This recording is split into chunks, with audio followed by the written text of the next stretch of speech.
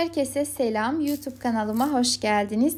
Bugün sizlere Kars Ardahan yöremize ait dışı çıtır çıtır, içerisi kat kat tel tel ayrılan çok lezzetli bir bükme katmer tarifi vereceğim. Kesinlikle hatta şiddetle denemenizi tavsiye edeceğim tariflerden bir tanesi. Hemen başlayalım. Öncelikle 2 su bardağı kadar ılık süt alıp üzerine birer yemek kaşığı olacak şekilde toz şeker ve instant maya ilave ederek bir güzel karıştıralım. Yeterince karıştırdıktan sonra 3-5 dakika kadar mayamızın aktive olmasını bekleyelim. Diğer taraftan ise uygun bir yoğurma kabımızın içerisine 6 su bardağı un alıp üzerine yarım yemek kaşığı kadar tuz ekleyerek un ve tuzu güzelce karıştırıp unumuzun orta kısmına bir çukur açalım. Ve üzerine yarım çay bardağı kadar sıvı yağ veya zeytinyağı, hemen ardından da hazırlamış olduğumuz mayalı karışımı azar azar ekleyelim.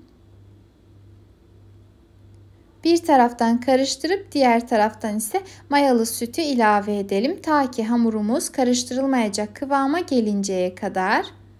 Ölçü tamdır. Yine de her iki maddede, yani sıvı ve katı malzemelerde 1-2 yemek kaşığı kadar oynama olabilir. O yüzden kontrollü ilave etmenizi tavsiye ediyorum.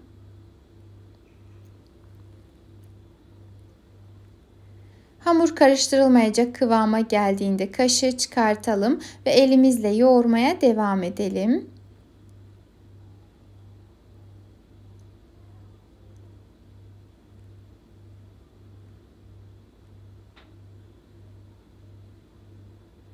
Sonuç olarak ele yapışmayan ve de çok sert olmayan, yani yumuşak bir hamur elde etmeliyiz. Hamuru biraz toparladıktan sonra tezgaha alalım ve tezgah üzerinde de 5-6 dakika kadar güzelce yoğuralım ki hamurumuz kıvamını alsın. Daha sonra açarken bizim için kolaylık olsun.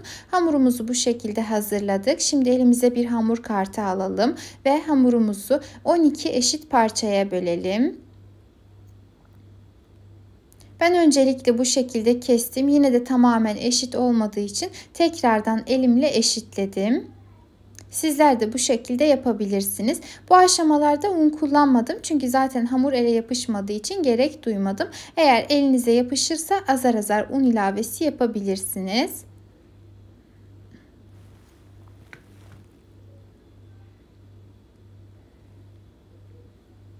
Ve ortalama küçük bir yumurta boyutunda toplamda 12 adet beze elde ettim. Şimdi bezelerimizi uygun bir tepsinin içerisine alalım. Altında biraz unlayıp ardından üzerini bir bezle kapatalım ve 10-15 dakika kadar dinlendirelim ki daha sonrasında açması daha da kolay olsun. Hamurumuz mayalı ama gördüğünüz gibi hamurumuzu mayalandırmadık ve direkt olarak işlemimize bu şekilde devam ediyoruz. Ama ilk başladığımız hamur, yani şu an açmaya başladığımız hamur birazcık sert, yani 10-15 dakika dinlendi. Ama diğer hamurlarımızı açmaya devam ettikçe öbürleri çok daha yumuşadığı için zamanla açması çok daha kolay olacak. Dilerseniz sadece merdane yardımıyla da açabilirsiniz. Yani illa bu şekilde oklava kullanmak zorunda değilsiniz.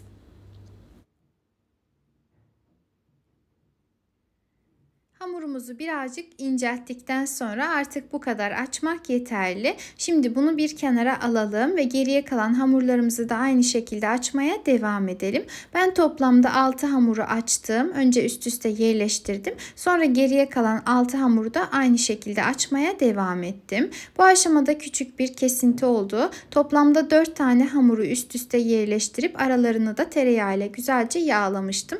Şu an 5. hamuru üzerine yerleştirip tekrardan üzerini tereyağı ile yağlayarak fırçayla her tarafına güzelce sürüyorum. Aslında bu aşamaları da çekmiştim. Maalesef oğlum kameradan sildiği için şu anda gösteremiyorum. Ama çok da sizler için sorun olmadığını düşünüyorum. Dediğim gibi toplamda sadece 4 tane hamuru üst üste yerleştirip aralarında bu şekilde tereyağı ile güzelce yağlamıştım. Bu arada çok sorulduğu için özellikle söylemek istiyorum. İlla ki tereyağı kullanmak zorunda değilsiniz. Katı yağ da kullanabilirsiniz ama içerisine sıvı yağ eklemezseniz hamurunuz çok daha güzel olur. Yani üzeri daha da pul pul dökülen güzel bir katmer elde edersiniz.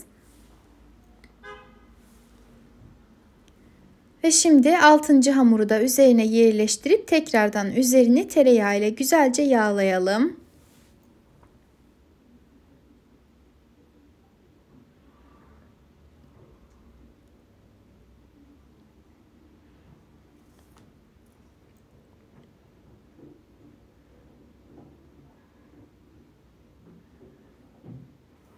Kat kat olması için yağ sürerken özellikle dikkatli olun. Her tarafına güzelce sürülmüş olsun. Hava şu an çok soğuk olduğu için hızlı bir şekilde tereyağı içerisinde dondu. Ben de açarken aslında bu şekilde daha da pratik oldu. Havalandırarak kolayca açabildim.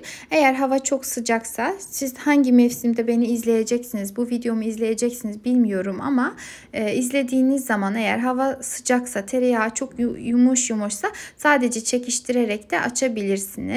Şu an dediğim gibi hava soğuk olduğu için, tereyağı da arasında hızlıca donduğu için ben bu şekilde çok daha kolay açtım. Açarken de özellikle orta kısmının kalın kalmamasına dikkat edelim. Ve her zaman söylüyorum, hamurumuzu açarken sadece parmak uçlarımızı kullanalım. Yırtılırsa da sorun olmaz ama daha dikkatli, daha güzel yaparsanız işiniz daha da pratik olur. Açabildiğimiz kadar hamurumuzu açtıktan sonra kenarından içe doğru kıvırarak rulo haline getirelim. Ta ki hamurumuzun orta kısmına gelinceye kadar. Hamuru çok sıkmayalım ama bu şekilde de bir çekiştirelim ki çok daha da incelsin. Bir tarafını bu şekilde yaptıktan sonra diğer tarafını da aynı şekilde kıvırarak işimize devam edelim. Dediğim gibi kıvırırken hamuru çok fazla sıkmayalım, içerisi hamur kalmasın diye. Ama daha sonra çekiştirelim ki de bir o kadar incelsin.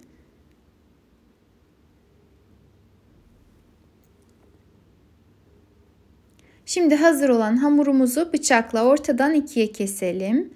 Ve ayırdığımız hamurları elimizle bükelim. Yani bir sağa bir sola olacak şekilde böyle rulo yapalım. Yine çok sıkmanıza gerek yok. Hafiften şekilli olması yeterli olacaktır. Zaten eğer çok sıkarsanız birazcık içerisinde hamurlaşma olabilir, aklınızda bulunsun. Hamurlarımızı hazırladıktan sonra fırın tepsimizin içerisine güzelce yerleştirelim. Bu arada eğer yağlı fırın kağıdı kullanmayacaksanız tepsinizi yağlamayı kesinlikle unutmayın. Hamurlarımızdan bir tanesini yerleştirdikten sonra diğerini de aynı şekilde yerleştirelim. Uçlarını da birbirine birleştirelim ki bu şekilde çok daha güzel görünsün.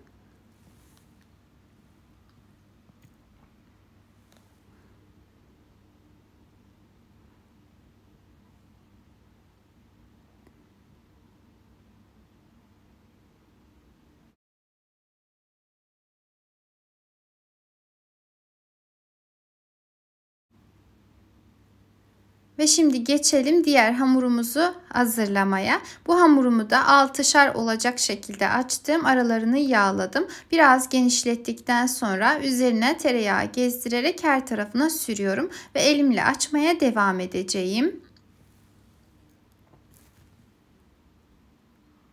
Özellikle hamurların tek tek açma aşamasını göstermedim. Bu aşamadan sonrası zaten daha da önemli.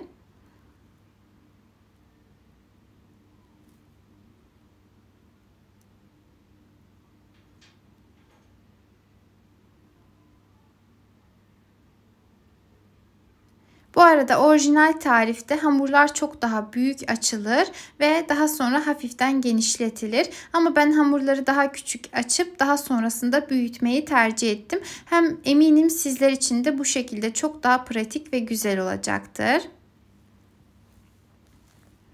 Yine aynı şekilde her iki tarafını içe doğru kıvırıp birazcık da çekiştirerek hamuru daha da incelttim.